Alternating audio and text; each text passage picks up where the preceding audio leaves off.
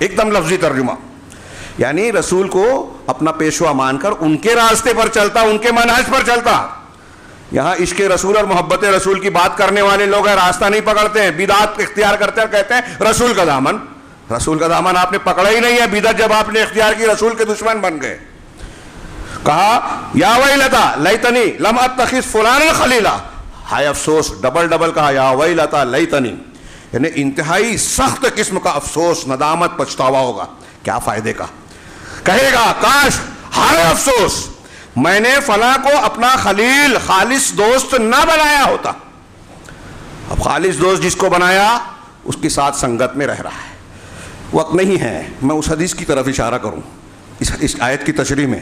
بخاری مسلم میں حضرت ابو موسیٰ اشعری رضی اللہ عنہ سے مروی ہے، اللہ کے رسول نے فرمایا کہ مثل الجلیس الصالح والجلیس السوء، کہ اچھی صحبت، اچھے ہمنشین اور برے ہمنشین کی مثال کیسی ہے؟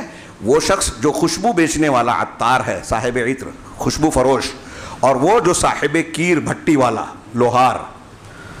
اچھی صحبت خوشبو والا عطر فروش کی ہے کہ آپ اگر اس کی صحبت اختیار کریں گے.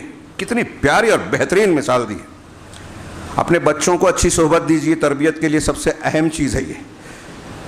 اگر عطر فروش کے پاس وہ بیٹھے گا، یا تو آپ اس سے خریدیں گے، اللہ کے رسول نے فرمایا، یا وہ آپ کو تحفے میں دے گا. اگر ایسا بھی نہ ہو تو کم سے کم اس کی دکان پر، اس کی جگہ پر بیٹھ کر آپ کو خوشبو حاصل ہوگی، مشام جہاں معطر ہوں گے، بشاشت ملے گی. اچھی صحبت میں اگر آپ نے اس کی پوری چیز نہیں بھی لی تو کچھ نہ کچھ اثر آئے گا. دیکھیے تھوڑی دیر کے لیے ہلکا پھلکا غور کیجئے کہ آپ اچھے لوگوں کی مجلس میں بیٹھے ہیں جو اذان ہوتے ہی کہتے ہیں چلو اذان ہو گئی نماز پڑھنے. تو ایسا نہیں ہوتا کہ اس مجلس میں 4 لوگ اٹھ کے جائے، 5واں بیٹھا رہ جائے. 5ویں کو بھی جانا پڑے گا، چاہے وہ شرما شرمی میں جائے. لیکن اگر ایسی مجلس میں بیٹھے ہیں جو نماز کی پابندی نہیں کرتے، پاک ہی نہیں رہتے، ہمارے یہاں کچھ ایسے بھی ہیں جو میں نے دیکھا، ارے پاک نہیں ہو، حیرت، ایک مسلمان ایسا کیسے رہ سکتا ہے؟ آپ کے گھر میت ہو جائے تو آپ اس دن غسل کریں گے نماز جنازہ پڑھنے کے لیے؟ میں نے جنازے میں دیکھا کچھ لوگ نہیں پڑھتے ہیں. پوچھا یہ یہاں آنے کے بعد نماز جنازہ کیوں نہیں پڑھتے؟ ایک قرات ثواب ہے احد کے پہاڑ کے برابر. تو کہا وہ پاک نہیں رہتے. فَإِنَّا لِلَّهِ وَإِنَّا إِلَيْهِ رَاجِعُونَ.